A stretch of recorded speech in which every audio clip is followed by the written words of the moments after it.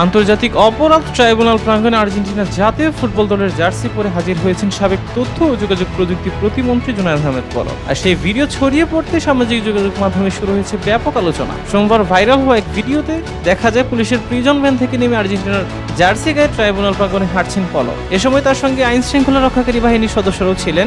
উপস্থিত কয়েকজনকে মোবাইল ফোনে সেই দৃশ্য ধারণ করতে দেখা যায়। ভিডিওটি প্রকাশের পর বিভিন্ন সামাজিক যোগাযোগ মাধ্যমে এ নিয়ে নানা ধরনের মন্তব্য প্রতিক্রিয়া দেখা গেছে। উল্লেখ যে 2024 সালের আগস্টে আওয়ামী লীগ সরকারের পতনের পর আত্মগোপনে থাকা অবস্থায় রাজধানীর খিলক্ষেত এলাকা থেকে গ্রেপ্তার হন জুনায়েদ আহমেদ পলক।